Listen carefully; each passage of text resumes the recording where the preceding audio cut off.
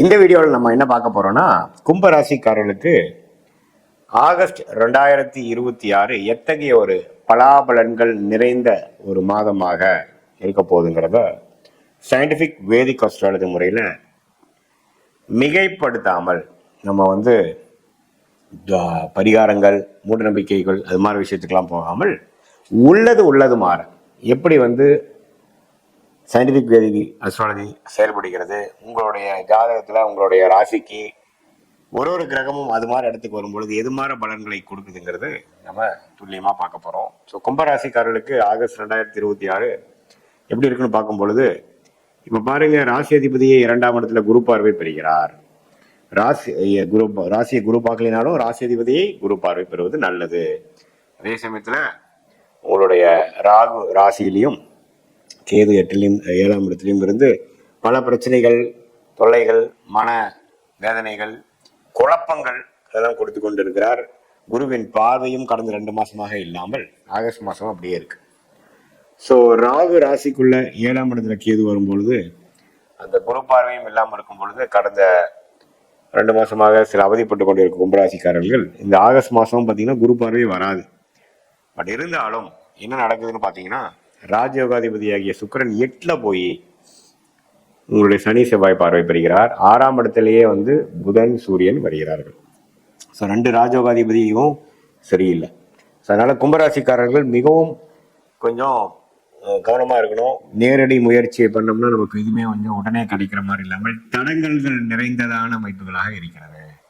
கொஞ்சம் மறைமுகமான இன்கம், கொஞ்சம் அப்படி இப்படி சம்பாதிக்கிறது, இது இப்படிதான் வரக்கூடியது. வெளிநாடு விஷயங்கள், வெளிநாடு போகணும்னு நினைக்கிறவங்களுக்கு போகும், அது மாதிரிதான் வருதே ஒழிய ஒரு வியாபாரம், தொழில் அப்படிங்கிற விஷயத்துல கொஞ்சம் கேர்ஃபுல்லா இருக்கணும். அதிக முதலீடுகள் செய்யணும்னா கொஞ்சம் கேர்ஃபுல்லா தான் பண்ணணும் அப்படிங்கிறது பார்க்கணும். ஏன்னா 6ஆம் இடத்துல குரு வரும்பொழுது அவர் 12ஆம் இடத்தை பார்க்கிறார். வெளிநாடு சம்பந்தப்பட்ட விஷயங்கள், சுபவிரயங்கள், ஷேர் மார்க்கெட் இன்வெஸ்ட்மெண்ட்ஸ், அப்புறம் இடம் விட்டு இடம் மாறுவது, விரயங்களாக நிறைந்த ஒரு அமைப்பாக இருக்கிறது. ஸோ இடமாற்றங்கள் அதிகமாக எதிர்பார்க்கலாம். கடன் விஷயங்கள், ஏதோ ஒரு டக்குன்னு ஒரு கடன் வாங்கக்கூடிய அமைப்புகள், ஒரு தேவைக்காக வாங்கக்கூடிய அமைப்புகளாக இருக்கணும். அது தேவையில்லாத கடனாக வாங்கிடாதீங்க, ஏன்னா அது அடைப்பது கஷ்டம். ஸோ கும்பராசிக்காரர்கள் இப்போ ராகு ராசிக்குள்ள இருந்து குழப்பத்தை கொடுக்குற நேரத்தில் சில பிரச்சனைகளை கடன் வாங்கி நம்ம சரி பண்ணிக்கலான்னு பார்க்கும்பொழுது கொஞ்சம் கவனமாக தேவையானுக்கு மட்டும் வாங்கி அது மூலமாக சில பிரச்சனைகளை சால்வ் பண்ணி அடுத்து வரக்கூடிய வாழ்க்கை கட்டத்துக்கு நகரக்கூடிய அமைப்புகள் இருக்கு.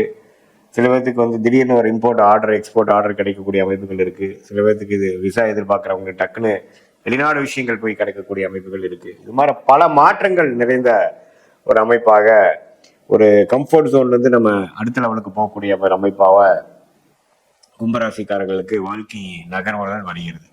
அதே மாதிரி சில பேர்த்துக்கெல்லாம் பார்த்தீங்கன்னா இந்த கல்யாண விஷயங்கள் கைகூடி வரும்பொழுது திடீர்னு ஒரு பிரச்சனை வரும். ஸோ அது மாதிரி விஷயங்களும் கொஞ்சம் கேர்ஃபுல்லாக இருக்கணும். ஏன்னா நம்ம என்ன மாதிரி எடுத்தமா கவுத்தமான்னு இல்லாமல் ஓரளவுக்கு பிளான் பண்ணி இந்த ஆகஸ்ட் மாதம் பெருசாக எதையுமே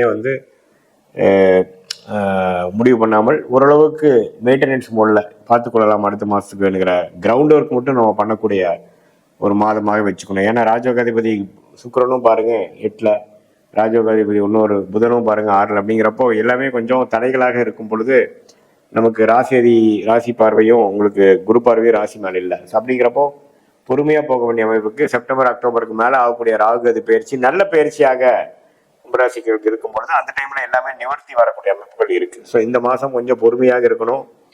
எல்லா இளைய வயதினராக இருந்தாலும் சரி, மாணவர்களாக இருந்தாலும் சரி, மூத்த குடிமகளாக இருந்தாலும் சரி, இல்லத்தரசிகளாக இருந்தாலும் சரி, ஓரளவுக்கு பொறுமையாக இருந்து நம்மளுடைய அடுத்த வரக்கூடிய மாதங்களில் சில முன்னேற்றங்களை அடைந்து அது மூலமாக நிவர்த்தி பெறக்கூடிய அமைப்புகள் தேவைப்படுகிறது என்பதை தெரிந்து கொள்ள வேண்டும்.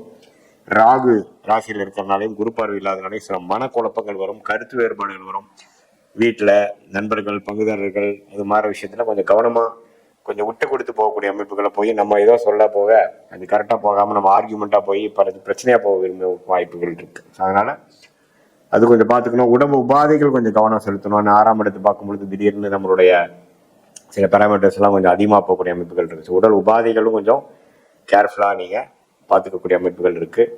இது ஒரு பொதுவான பலனை தவிர அடுத்து வரக்கூடிய உங்களுடைய உண்மையான துல்லியமான பலன்கள் வந்து சயின்டிபிக் வேதிக் அஸ்ட்ராலஜி முறையில் உங்களுடைய பிறந்த தேதி, பிறந்த நேரம், பிறந்த ஊரை போட்டு அது மூலமா வரக்கூடிய ஜாதகம், நீங்க எந்த லக்னத்துல பிறந்தீங்க, அந்த லக்னாதிபதி எப்படி இருக்கிறார், என்ன தசாபுக்திகள் நடந்து கொண்டு இருக்கிறது அப்படிங்கிற மாதிரிலாம் வைத்துதான் எப்படி வந்து உங்களுடைய கர்மா செயல்பட போறது, அடுத்த வரக்கூடிய காலகட்டங்கள் எது மாதிரி விஷயத்தை காட்டுது, எப்போ நம்ம ஜெயிக்கலாம், எப்போ நமக்கு வந்து பிரச்சனைகள் வரும், எது மாதிரி துறை நமக்கு சாதகமாக இருக்கு, நமக்கு வெளிநாடா உள்நாடா, எது மாதிரி வேலை, அரசு சார்ந்த வேலையா, பிரைவேட் செக்டாரா, எந்த துறை வந்து நமக்கு யோகமாக இருக்கிறது, சனி பகவான் நல்லா இருந்தால் அக்ரிகல்ச்சர் அது மாதிரி விஷயங்கள், மெட்டல் ரிலேட்டட், மெக்கானிக்கல் ரிலேட்டடாக போகலாம்.